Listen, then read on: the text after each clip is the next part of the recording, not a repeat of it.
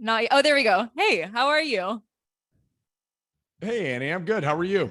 I'm doing good. How's everything been Yes, going lately? life's great. Oh, I'm glad to Summertime, hear. summertime craziness. Boys are home. We're home. It's super fun. A lot of sports, I'm coaching high school football right now at our Mhm. local high school. So we're there 3, 4 days a week. And then the boys are doing lacrosse and then football starts up and we're trying to travel a little bit, but Oh my God, you have a busy summer. Where are you traveling to? crazy. We are going Saturday or Sunday. We're leaving to go to Montana. So we're going to outside of Glacier National Park. We're going to a ranch. I went to Glacier Park last summer and it's amazing. Is it Yes. Are you going? You're going July or are you going this month? this month? Yeah. Yeah, So it's the it's still a best little weather. chilly. It's Still a little honestly, chilly. it is a little bit, but it's the best. That's the most beautiful Yeah. place ever. All right. Cool. Yeah, Good. you'll We're have so really much fun. excited. Riding horses, whitewater rafting, fishing, all the fun things that we don't do. Yeah, I have a couple trips planned too, but it's kind of spaced out, which is nice because I don't like it when it's too back to back. Then it Yeah. gets kind of crazy. So it'll Yeah. be You want to fun. decompress and then come back. And then, you got to plan your vacations too, because they can be just as exhausting as regular life. Oh, the traveling is insane. I actually went to New York 2 days ago just for one night, and the Yeah. airports are just flooded. I mean, it takes forever just to get to where you're going. Oh, man. So It's it's bad. insane. Yeah. Yeah. So some people are built to do that all the time. Not me. Like if I were a traveling salesman or a traveling public speaker or something, it would just be like way too much stress and people for me to be happy. Oh, I can't imagine. So I wanted to talk to you a little bit first, kind of about, because there's a lot of stuff out there that I've been seeing. I know we have talked about this kind of previously about, Yeah. the fitness industry versus actual health. So there's a huge Right. difference between the fitness industry, which is kind of pushing macros and dieting. And while that's totally fine to do at times, you have to still focus on the health aspect of it and kind of like Yes. maintaining something for a long term. So I just want to hear kind of your thoughts on it and like how you go about that with your clients and kind of with yourself to maintain the health versus just getting in the mindset of like the fitness and the dieting. Yeah. Yeah. It's super challenging, isn't it? And I've got the luxury of being 40 years old, but I also have the luxury, I guess, of having beat my body to smithereens as a football player. And so I'm 40, but I probably have some of the joint degeneration and some of the brain degeneration of maybe a 60-year-old. I couldn't tell you what a regular 60-year-old feels like, but I would imagine, we get out of bed about the same every day. And so I've got that.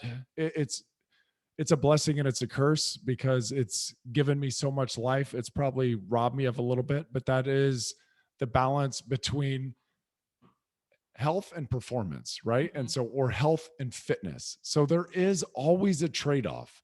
If you want to get to elite level performance, there's a massive sacrifice. And health is one of those things that's also sacrificed. You're playing at a really high level. You have to sacrifice time with friends, time with family, time for fun, time for drinking, time for socializing, time for all these things. So there's a massive sacrifice that has to take place. And the bigger the goal, the bigger the sacrifice has to be. And that's just, there's no getting around it. You really can't have your cake and eat it too. And so when it comes to performance, we strive for health as often as possible. But look, I played offensive line. It by nature, it's a wildly unhealthy job to have in the first place. And so I'm trading my body in the future and my body now for a good paycheck and a hell of a time. Right. So Yeah. that's the trade off. And I'm eating a massive quantity of food and I'm storing extra body fat and I'm getting completely overblown from what I should normally be based on training really, really hard 6 days a week and stuffing my head with 6 to 7,000 calories. So there is that line between health and performance. So I've seen both sides and I feel both sides. I feel what it's going to feel like when you get older. But I also like one of my things that hit me coming out of football was you've done the crime, to your body. Now you have to do the time. And so I could have done the crime and just said, well, that's it for my life. And I'm going to sail off into the sunset and I'm not going to take care of myself. But if I want to have my cake and eat it too a little bit and feel good when I'm 60, 70, 80, hopefully 100 years old, and still be aware of what's happening around me and be involved in my kids and my grandkids' lives and be a good husband and all the things. I've got to be incredibly meticulous now with my health. Fitness is a part of that, but it's not all fitness focused, because it can't be, because I can't keep that pace up for the rest of my life. And so one thing that I talk about with my clients a lot, and my clients are, in general, like 35 to 60, and it's pacing appropriately. This is, you come in and it's a 4-week program or a 12-week program or whatever it is, right? And that's super cool that they're getting started. But and that's a foot in the door to the health game. Is, yes, you want to look better. Cool, you want to look better. But mostly we want to perform better, and we want to feel better, and we want to function better, right? All these things that are really more health oriented than performance oriented over the lifespan and in the health span. That's, for me, the most important thing. And so it's difficult messaging to get to people, because they come in and they're like, but my goal is, I want to look like you. And I want to do all these cool things that I see on IG. And it's like, okay, those are all super cool. But what you may not realize is what that person is doing to their body now to be looking like that so they can sell you on something may not be that beneficial or sustainable when they're 50, 70, 90 years old. And so for me, that's a big part of the messaging. Is we have to be really responsible with our fitness so we can keep doing it forever. You can't trash your body now and then expect to be able to continue to maintain down the line. Like, I met with a client the other day. He's 53 years old, and he goes, I got about 3 years of working out left in me. I was like, Oh you're 53. I was like, what are you talking about? I was like, he's like, the way I do it now. And in my head, I expressed this to him was, if you can't see yourself doing something similar to the workouts that you're doing now for the next 10 or 20 years, you're probably doing a little too much, to be honest. So let's slow that down, and let's start working on what's going to help you maintain the body that you want for the longest. And that ultimately is going to be the big payoff. How do we get you the body you want, or something that resembles close to the body you want, for the least amount of physical damage and effort, really, and make that last for the next 40 years of your life? Because this is your vehicle. So take care of it. 100%. I think nowadays what I'm seeing too is people with like the all or nothing mindset. Like, it's like, I'm going to go all in and work out like crazy, and then when I'm done, it's like complete stop. And it's the wrong way to go about it. And I think the problem with the fitness industry and everything is like what you're saying with the 4-week programs, the 8-week programs. People are convinced that like that's all it takes to see changes, because they see someone that's 21 or 22 doing it and they might see some change. But if you're 30, 40, everyone's different, and as you get older, of course, it's a little bit harder. So I think people are just being sold on this idea that it takes a short period of time and then it's easy. And then that's all you have to do, when they don't realize that you have to kind of get away from that once you're done, and then transition it into a more, having more moderation and not going overboard. And I think that it's very hard to get in the mindset of like not going all in and kind of transitioning into maintaining it. So what do you say to those people? Like, let's say someone is on this 12-week program that they're starting, they're going hard, they reached kind of maybe what their goal is, and now they don't know how to transition into maintaining it. Like, what would you say to those people? Maintenance is like a bad word, isn't it? Yeah, I know. You try to tell a client, I want you to maintain, and they're like, that doesn't sound very entertaining to me. Yeah, they're like, I want to get better. And you're like, no, but you will get better by maintaining where you're at. It's like we have to bring your calories back up, and we have to try to build more muscle, and we can do that in a maintaining or main gaining, I've heard it called. It's like, you're trying to change words around so clients can hear it a little bit better. It's like, oh, you're main gaining or you're maintaining. I've heard that before. And I'm like, I really like that, because people sometimes need to hear something different than maintenance. It's like, oh, just stay where you're at, because apparently that's a bad thing, is to be okay with where you are for the time being. And so The all or nothing principle that's one my wife and I are getting ready to record a podcast on, because that's one of those fundamental flaws in thinking when it comes to health and fitness, is all or nothing. And people go on hardcore kicks and you see them lose 20 pounds really quick. And then when they get there, it's arrival syndrome. And they kick their feet up, because what happens when you get to a destination, you relax, you put your feet up, you got your beer sitting next to you, your feet are in the sand, and you're just really enjoying the fruits of your labor. Like, that's when you have that mentality of, when I get 20 pounds off, everything's going to be different. It's not going to be different. 20 pounds are going to be off. That's totally fine. But if you didn't change the underlying fundamental habits, behaviors, emotions that drive everything, if that didn't change in a very sustainable way, then it's going to be very difficult to maintain that. So I always urge people to, it's not that I want to get 20 pounds off. I want to be the person that can lose 20 pounds and keep it off for the rest of my life. And so what do I have to become to get that 20 pounds off and keep it off for the rest of my life? So that's a totally different concept than, yes, we can mechanistically get you the weight off by cutting calories, and we're going to increase our walking, and we're going to do all the, it's like, okay, we can do that. It's just math. That's not super hard. But from how do we handle stress in our life?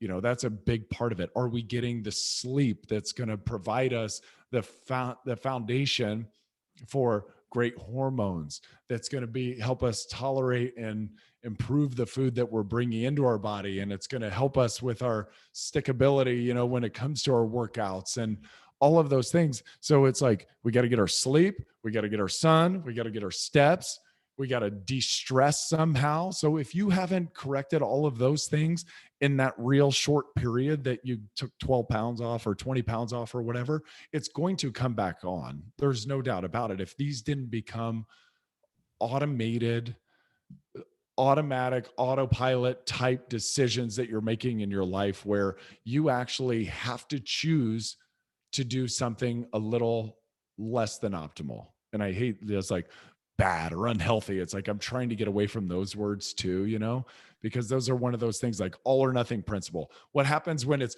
I'm all in? Well, most people set a pace that they can't maintain. This whole health thing is a ultra marathon, because from the time you pick it up at hopefully 25, 30, 35, whenever you start, you're got to go on this race for the next 50 or 60 years of your life. But people start out at a dead sprint. I want to get healthy. Now I got to start working out 5 days a week. Now I got to stop eating this and I got to stop eating that. And it's like, that's not going to be sustainable. And you can see it. And I'm sure you see it all the time. It's like, the people who come into your program, the most enthusiastic, are probably the first ones to crash and burn, and you can't track them down. You're like, I need an update from you so I can update your program. Where are we? Hello. And they're just like radio silence, because it's all or nothing. And then when they finally write back, they're like, oh, I'm sorry, things got crazy. It's like, I'm back now. And then they start back with another vigor. And you're like, where'd you go? This slow down. This is like slow brew, steady drip coffee. We're just one little day at a time, one little workout at a time. It doesn't have to be, or even, with the all or nothing principle, it comes down to like workouts and food. Well, I couldn't get an hour-long workout in, so I just decided not to go. Well, do you have 20 minutes? Because that's better than nothing. Do you have 10 minutes? That's still better than nothing. Or, hey, well, I had a cookie at work, and that one cookie, I realized I just blew the day and I blew up my week. And so, 3 weeks later, here I am, and I gained back 7 pounds. And it's like, oh no, the one cookie was fine. That was fine. You're like, we didn't have to throw out the baby with the bathwater over that one cookie, but that's that. I'm doing this or I'm not doing this. It's like, just do enough. 80-20 rule. Like, let's be a little bit more balanced here. So that's, there's so many things that you see recurring, and I'm sure you see the same thing every single time. It's like, hey, And I even warn the guys and the gals that come into the program and like really all fired up. It's like, hey, I want to remind you, this is a lifelong process. So could we, I'm really happy that you're excited, but let's try to stay as even keel as we possibly can here. Yes, exactly. Well, so you're like me with this, where you want to change the whole lifestyle, from the stress to the sleep to the habits, every single thing, because that's actually what's important. That's what a lot of coaches don't teach you. So that's what shows that you are a good coach, is by teaching how to change your lifestyle. And the same thing I run into is clients that say like, well, I'm traveling on vacation, so I'm just going to pause for a little bit. And I'm like, pause? What do you mean? You're going on vacation, you're still living your life. That's probably actually the most important time that you need to figure out, like, okay, what can I do when I'm traveling to still maintain it? It's very important. But and the thing that I think a lot of people don't realize is there's so many different approaches you can take. Like, I might start with a client on this certain approach that I think is going to work for them, and obviously I want to get them, going and see progress and all these things at first, because I want them to get motivated. Of course. But the thing create momentum. Exactly. So, but it might not work. So we kind of have to, and I think that's where people kind of run into issues, is that you might start something, and if it doesn't work, it doesn't mean that you can't do it. It just means that there's a million other ways to approach it to where you can see progress. It might be slower, who knows, but there's just different ways to go about it where you don't have to just quit. You can and still enjoy it. And, that's the thing that I think people need to realize, is that it's not just one approach. And I think that people are being sold on this one approach thing, and they're like, oh, I did this diet plan, it didn't work, so I'm just, I don't know what to do now. And I'm like, all right, well, you gotta me. It's just them, because they've tried maybe 12 times before they found you. And then this is the last ditch effort. And so if this doesn't work, then it's my metabolism. It's broken. I can't diet. I'm stuck like this forever. I'm just going to quit. And you give it 2 weeks. And if the needle doesn't budge at all on the scale, then all of a sudden it's like, well, this is just my life. Exactly. And they get so negative. So that's one thing. I know I always try to drill into people's heads that stop focusing on the scale so much and stop focusing on just 2 weeks or 3 weeks. It takes so long just to see real change. And that's, mental and physical. It's not just the scale and how you look. It's this whole mindset. It's your strength. It's how you feel. It's your actual health.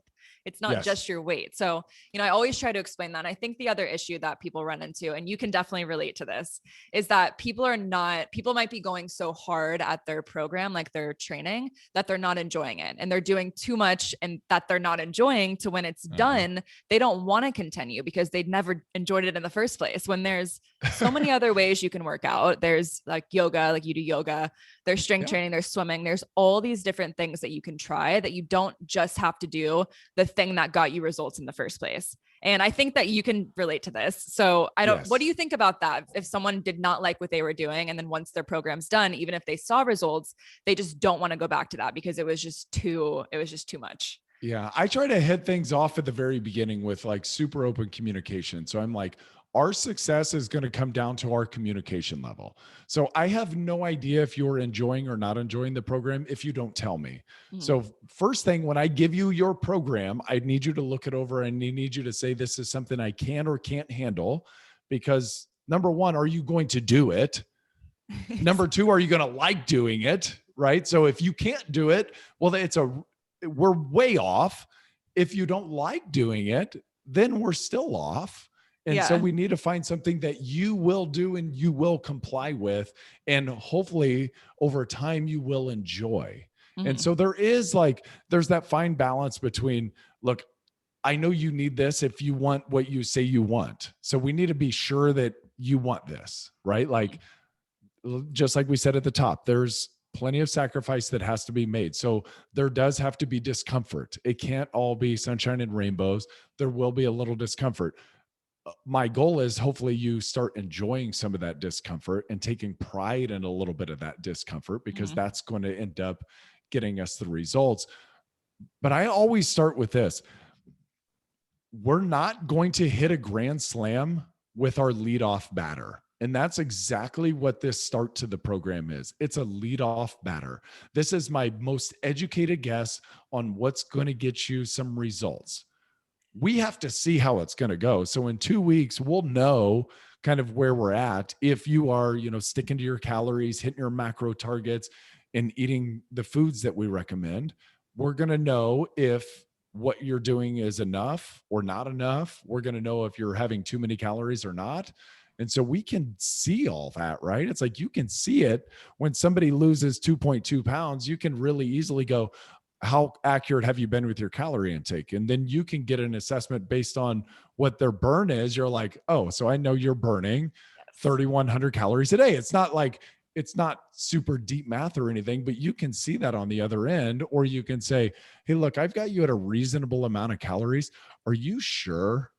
How closely are you tracking, weighing, measuring at all? Are you using the hand size tools? Or, where are we at on that? And it's like, no, I had a client that was just like, no, I was just eyeballing it. And I'm like, okay, so let, let me, we're going to slow down and we're going to teach you because, I realize you may not want to use the scanner on your phone and use my Net Diary or my Fitness Pal or whatever. Cool. Fine. What will you do?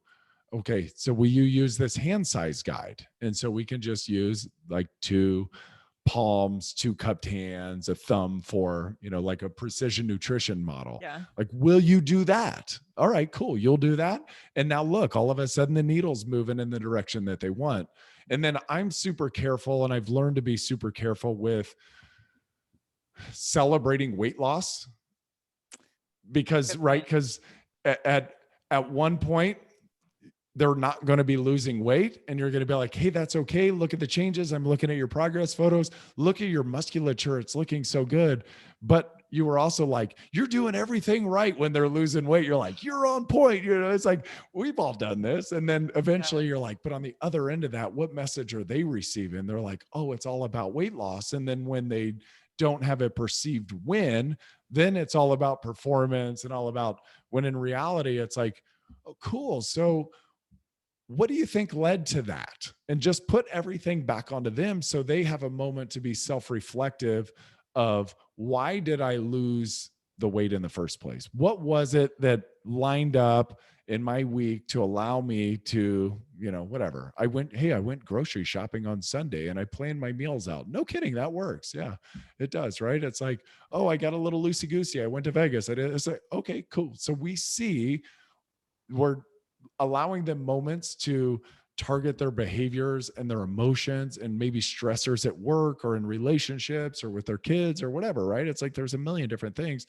Target those and also see how that affects what you're putting into your body. And so when you say, oh, you take note of those moments. So I want you to, when you're writing me back, like you are dictating that. So now you see it. It's like, this is what's happening. I'm having a moment of reflection here. Okay, so now how can we counter that in the future? Because those are always going to recur. All those moments of weakness that you got or whatever, like those are coming back. So how can we either mitigate the stress and the emotions that's leading to whatever stress eating or emotional eating or whatever it is, or this happens, like family function happens or vacation happens. Like, how can we strategize and plan and come up with a technique that works for you during those situations? 100%. So that was such a great point that you made, is focusing on the actual changes that you made versus these weight loss goals. And I have definitely celebrated when someone loses weight if I know that it's their goal, but it is such a good point that you made with celebrating why you lost that weight, not necessarily the actual weight loss. Yeah. Outcome, not the outcome. And that's like a great thing for parents too, is not celebrating the result, but celebrating the effort that led to the result. 100%. Because then you can always celebrate effort, even if it results in failure, because it's okay. Because the body's so complicated.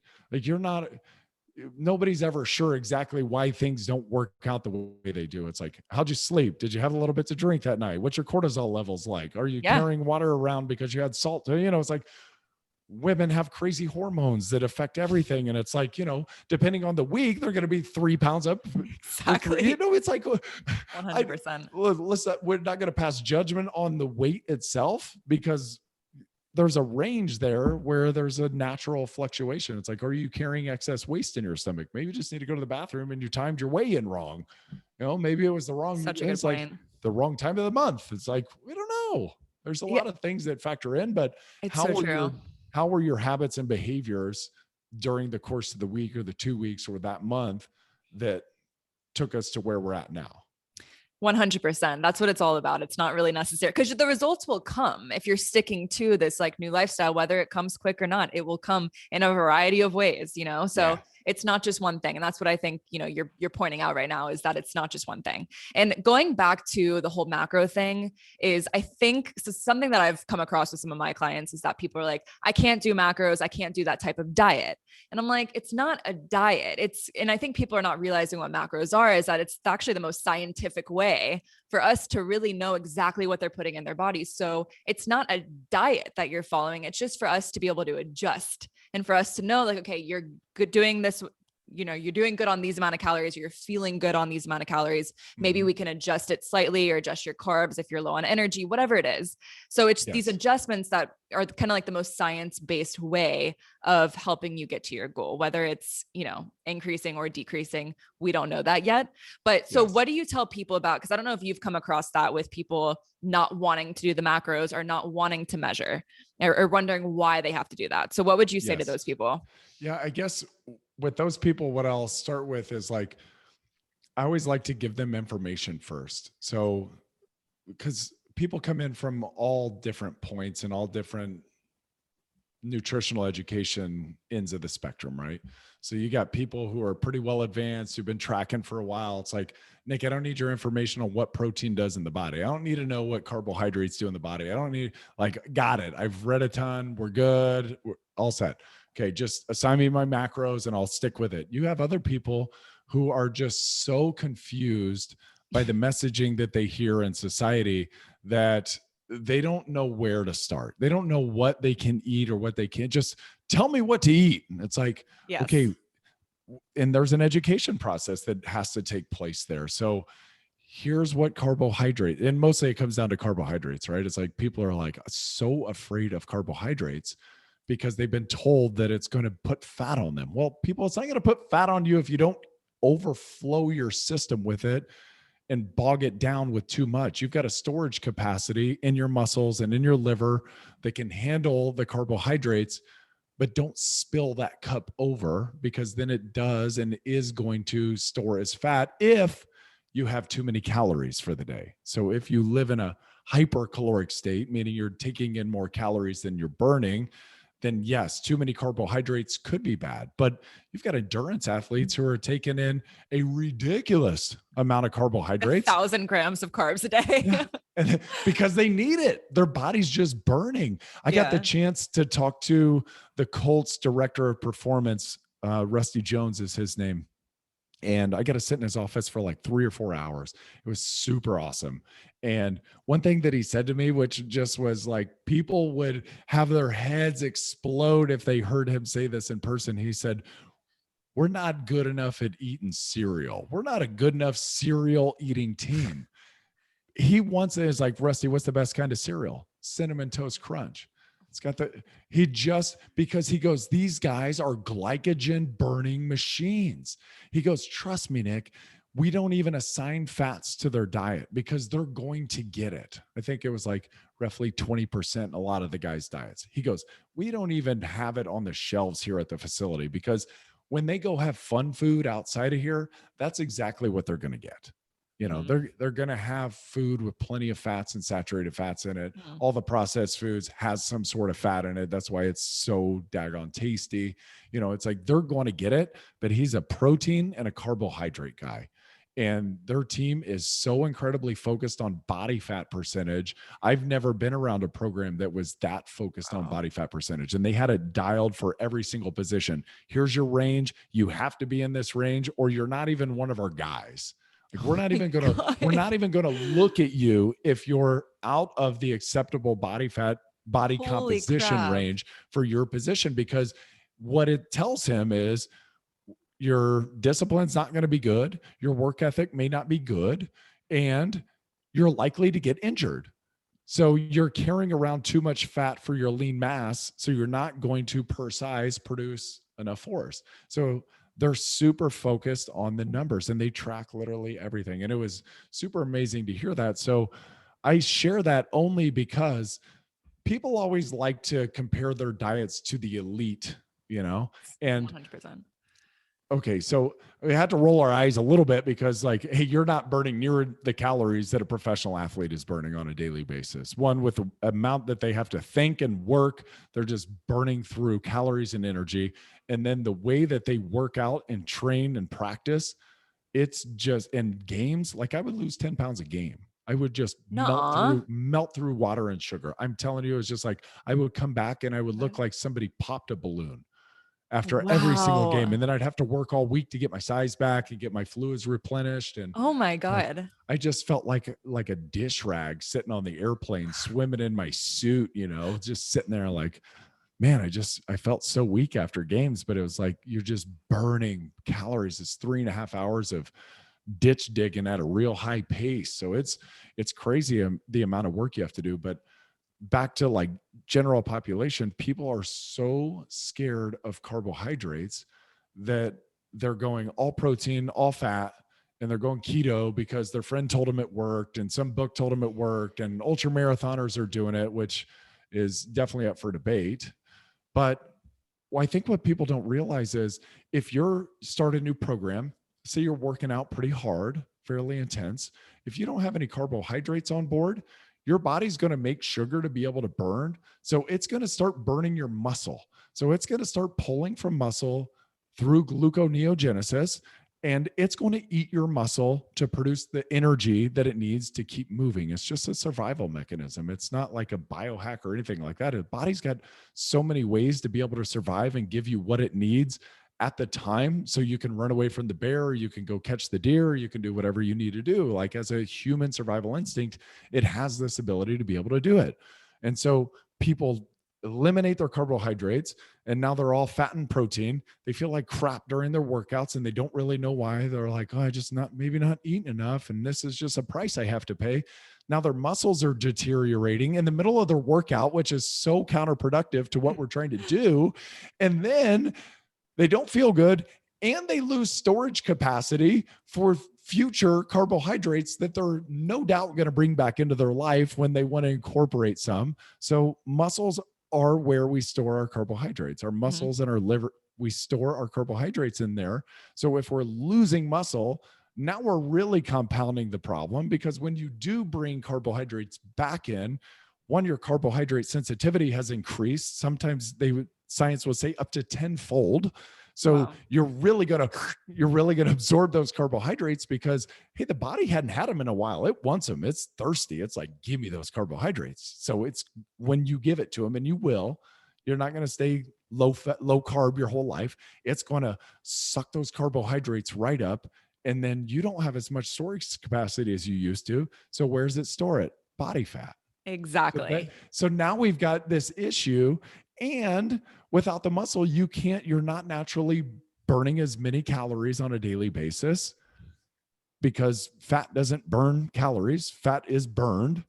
So the muscles store they give you calorie burning, and they store carbohydrates. So you get more food and more fun and a better look overall.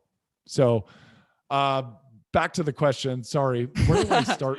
Where do I start with most people? Like most general population people, I say, let's focus on, if we're not going to do a whole lot of tracking, let's focus on lean protein and as many plants as you can tolerate. And we'll ramp those up over time, because if you haven't been a big protein eater, you may not have the right digestive enzymes to process 200 grams of protein per day. So you're going to be like, my stomach's upset all the time. Or you may You're not. bloated. Yeah, you're bloated, right? So if you're a 10 grams of fiber a day guy or gal, and all of a sudden we're trying to get you up to daily recommended dose of 25 to 38 grams, then you're going to go, I am just so gassy and bloated all the time. But it's like your body can't, it's like everything else. It has to build up a tolerance to everything and build up an ability, and it's going to over time. So build it up a little bit slower, but focus on plants and protein. And then really everything else becomes easier. And then I just say plants and protein, and then fill in the rest of the calories however you see fit, if that's where we're going to start. Because that's not like a high level, client that can handle too much at once. It's like, I want you to start just tracking your protein on a daily basis, and let's see how that feels. And then with every meal, can we try to get a handful of veggies in there? That'd be great. Let's start there. Yes. So I think, everything you made is a great point. What I want to go back to again is being realistic with what you're doing and what you actually need, because there is a difference between people that are just going through a workout versus people that are training. And training could be, it doesn't matter if it's 30 minutes or if it's an hour or 2 hours, you're training hard. So are you training or are you just going through a little workout? Like, be realistic with that. And that will also help you figure out, okay, what do I need in terms of fuel? And so that's one thing definitely to, pick up. And then the second thing that you mentioned too is tracking the protein first, getting the recommended protein in. Cause I think people are way too focused on, all right, I need to make sure I'm under this many carbs, or I need to make sure I'm hitting this amount of fat for keto or whatever. And they're not really tracking the important thing, which is your macro or your micronutrients. So like your fruits and veggies, and then also your protein. And I am the same with you with that. And I tell people to track that first. I'm like, all right, first get your protein in, and then get fruits and vegetables in, and then we'll go from there. Because once you get that in, you're going to be actually pretty full in the day. You're going to have fuel. Like, if protein and fiber fills you up like crazy. So if you get that in, if you're, trying to focus on weight loss, for example, that's a great way to start, because you're already going to be pretty full, and then you can easily fill it in. And then obviously you will get some fats with your protein. So I think that's a great point that you made, is tracking the protein and then focusing on getting fruits and vegetables is a great just baseline to try to focus on. If you're not someone that wants to track your, every ounce of food that you're eating, that's a great way to start. So because it's manageable, right? Yeah. It's manageable. Hey, let's just do one thing. We don't have to worry about everything else. Just let's keep our calories in check, but it will naturally help them keep everything in check, because it's those two are the most satiating. And with your proteins, usually you're going to get some fat. So that's going to send some signals too. But really the trick of weight loss is to hit your protein targets, because the body's always going to search for protein until it feels like it's had enough, right? So the protein leverage hypothesis will say the body will continue to search and eat food until it feels like it's had enough leucine, which is an essential amino acid within the protein. So it's really the leucine leverage hypothesis, but we call it the protein leverage hypothesis because everyone's like, what the hell's leucine? So protein, and then fiber super satiating. But the other cool concept is the body will eat until it has enough weight and volume. So the mechanoreceptors in the stomach, the stomach gets weighted down and distended through high volume, low calorie foods. Like protein's one of them. It's really heavy, but it's not a lot of calories. Green leafy vegetables absorb a ton of water. They sit in your stomach and they grow and they're heavy. And so your body's going to eat until it gets what it feels comfortable with. Like, hey, we can survive. We've got enough in here. You're good. We can shut down. And then the fiber feeds the bacteria in the gut, and the gut releases short chain fatty acids. And it takes about 20 minutes to do that, to signal to your brain that had enough to eat. We're good. Push away from the table. You don't need anymore. So if you can just start with those two things, naturally you'll consume less.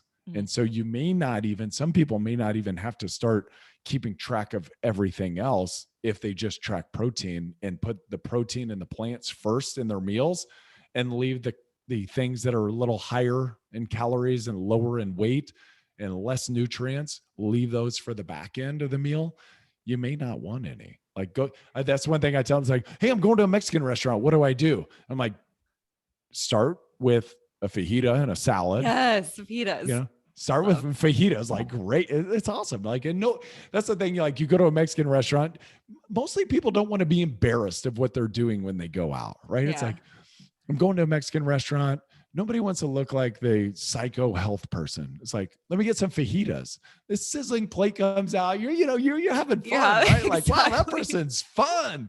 It's like, and all you have is lean protein and vegetables on your plate. Yeah, some oil, but that's okay. Some oil, I know. Yeah, you gotta. That's the one thing if you watch cooking shows, how much oil they put onto their food. I know. Oh my God. Oh. That's the thing. So I do always mention, I'm like, if you go out, just keep in mind that it's going to be a lot higher in calories just because of what they cook it in. So Yes. And But way higher than what they say on the menu too. my, Cause I know. when the people come in that look and are whoever the governing body is, right? That comes in and looks at it, they're like, here's our portion size. Here's what we cook with. So there's 560 calories. And then they serve it to you. And it's like, it's probably 800 calories at I a know. minimum, the way they prepare it and serve it. Yes. Okay. So that's a great point. That kind of leads me into the next thing is traveling because it's summertime right now. There's a Yeah. lot of people out there traveling right now and will be traveling for the next few months. And I'm already running into people that are going on trips. They're coming back and working out with me and starting over again. And we're back at square one because Here we go. they can't maintain it. So what you mentioned about ordering out is a great way to start is that keep in mind that what you're ordering is most likely higher in calories. So you really have to, what I say is just listen to your body, go for the protein, but kind of you'll be able to feel how full you are versus when you cook the same thing at home. So you'll be able to tell kind of how you feel with the calories. But so what do you say to people, you're traveling, you want to stay on this program. What are your best tips to give them? Yeah. So my first thing is I'm sick of excuses of there was nothing to eat because that's total BS. Yes. You can go to McDonald's now and get a salad. Yeah. You can go to Chick-fil-A and get a wrap. And you can go to Subway and get a fairly healthy. I mean, there's a debate on the bread. It's got too much sugar or whatever. It's like you can get a fairly healthy sandwich wherever you're at. Our gas station down the street has beautiful salads. So even if you're a construction worker and you're like, I'm really struggling because all I do is eat out, it's like, okay, don't get the hot dog above the salads and the wraps that are right down below for the exact same price and a lot less calories and a lot healthier option on the spectrum of food. Mm-hmm. But when people travel, that's the first thing is like, you can either choose to be unhealthy when you travel. You can choose that. And this could be a great excuse for you to go wherever you're going to go and say, well, I fell off again, but it's not my fault, right? Like, but it is your fault. Yes. It is your fault because you didn't come up with a plan or you let yourself have an allowance this week, which by the way, if that's what you chose to do, that's totally fine, but we need to be honest with that. So I lose weight every time I go on vacation. Me too. I lose weight, right? It's probably because I'm eating less, but I also, when I look at whatever the menu is, same thing I do. I know that they're adding a bunch of bull crap to whatever. So I always start with a salad wherever I'm at and a lean protein. And I'm not getting, maybe one great meal where it's like, this is not every meal is a celebration, but sometimes if you want to go to a really nice restaurant, you want to taste the food and this chef's amazing and okay, cool. That's going to be your day. So if I'm going to have a meal like that, or if I'm going to go out for drinks like that, then I'm cutting out some meals before then, one or two of them, depending on how hard I plan on going. Because at the end of the day, people recognize this. I've got a budget.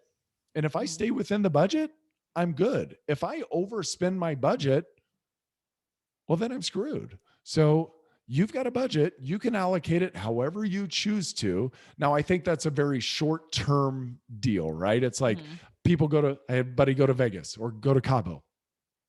What do I do? Okay, I know you're a drinker, and I know this is going to be a great week for you, and I want you to have fun. I want you, and this is a short-term fix, and I would never propose this for a long-term solution because you're going to be completely deficient in a lot of micronutrients and macronutrients, and it's not long-term sustainable or healthy.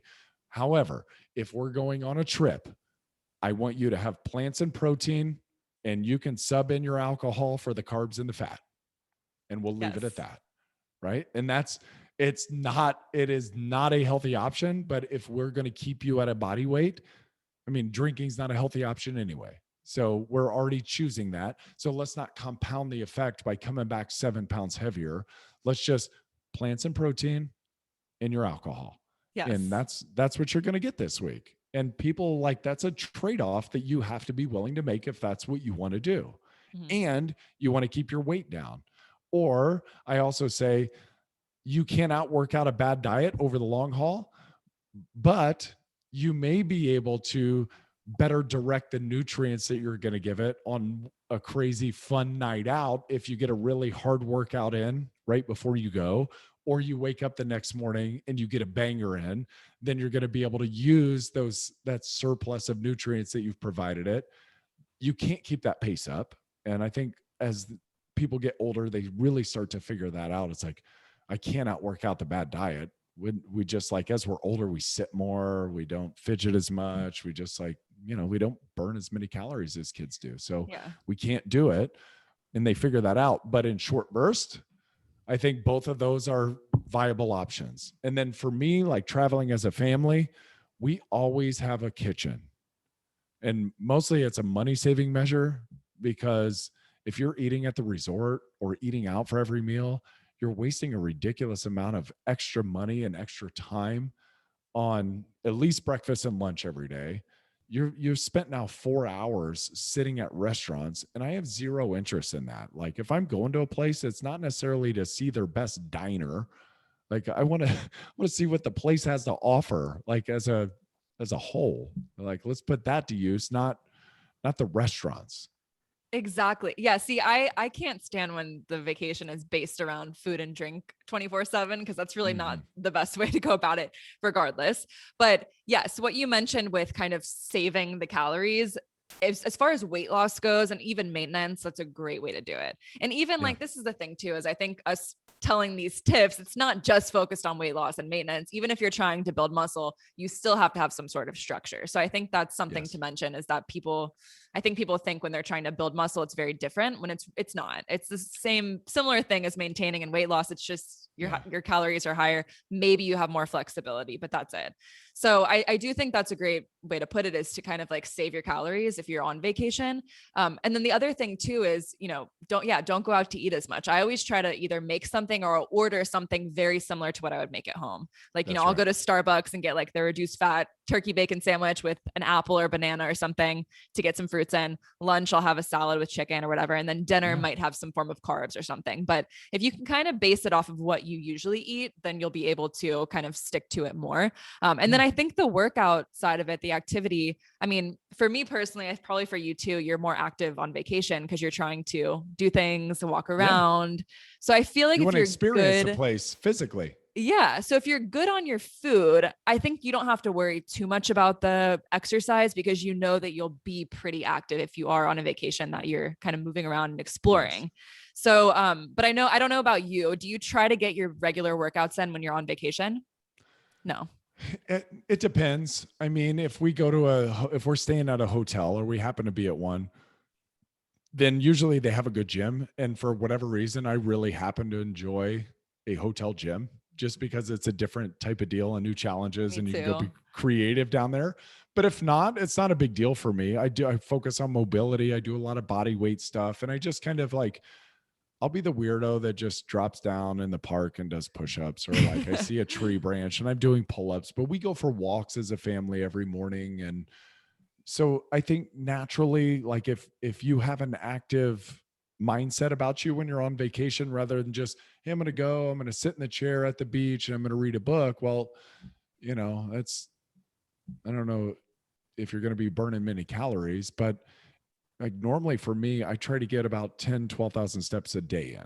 We'll go on vacation and all of a sudden you come back home to your hotel or your house or whatever, and it's like 20,000 steps, so you're getting a lot more just daily energy expenditure by simply walking and not even noticing that you're burning calories, but you are, and just keeping that high. And then I like to build in rest days anyway, or rest weeks anyway, like active recovery weeks. I never really like take a full rest. I don't even know what that means. Like just stay active, keep working on flexibility, mobility, push-ups, air squats, isometric holds, like those kind of things all the time. And then if I'm in a muscle building phase, you've probably been pushing for pretty hard for 4, 5, 6 weeks. You may see some gains while you're not necessarily, you won't see them while you're on vacation, but by giving yourself a rest and giving your body a chance to completely repair itself and sleeping deeply and just walking around and moving in mobility, you'll come back that next week and there's where the gains are going to be. So I learned that in college, and you probably did in athletics, is like we would have our max out week, the week after we took a break. So we go hard for 6, 8 weeks, and then we'd take a week break, and then we'd get back on. And that next week would be our max out week. And you didn't necessarily, it was always an interesting thing. Like, you're like, we're taking a week off and then we're going to come back and max.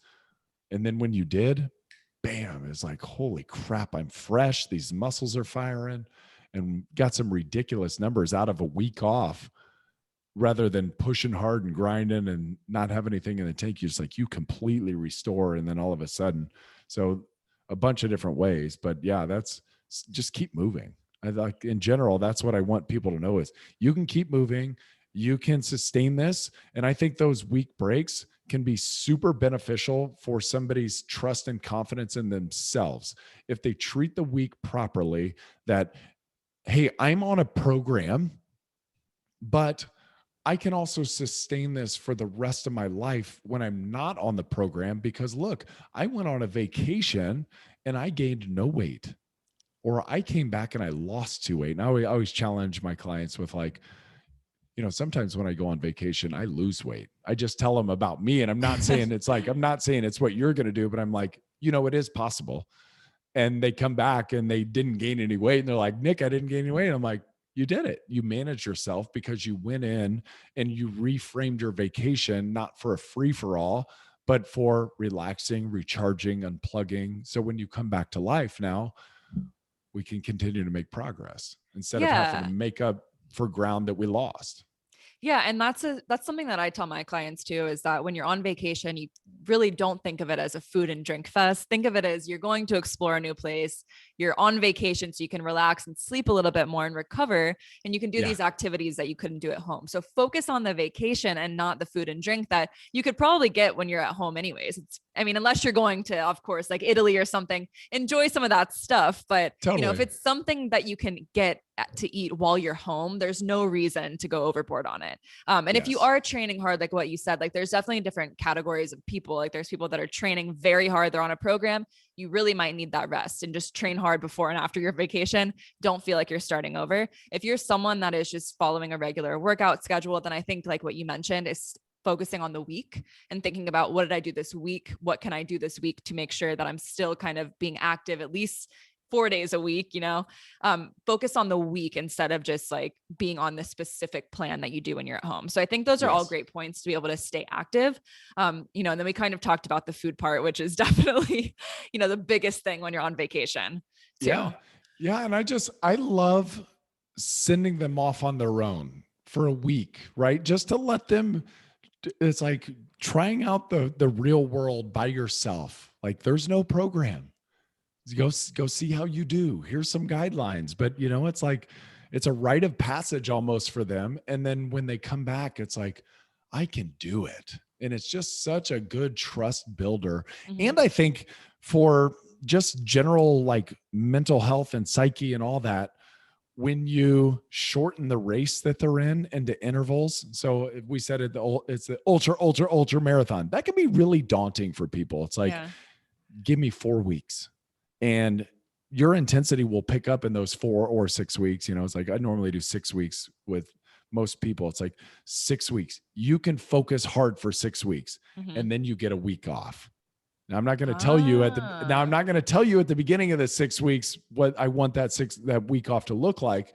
But if I tell you, you've got 6 weeks, now you've got a distance that we're running, instead of the coach telling you like, you're going to run until I'm tired. It's like, no, you got 6 weeks. And then naturally, by giving them an end point, they can set their pace appropriately for them. Mm-hmm. And naturally, I think their intensity picks up. I love that. I love the week off. And I think that it's something to look forward to. And then you start the next block and you can kind of adjust it from there. But I think having something to look forward to like that, like pushing it, and then having a week off is a great way to start. Cause that way you're not thinking that it's too much too soon. You can kind of start with 6 weeks, take a little break, get back at it. So I have to do this forever. Yeah, like, I know. You don't want them to think it's like, oh my God, 3 days in, they're like, I have to do this until I'm 80.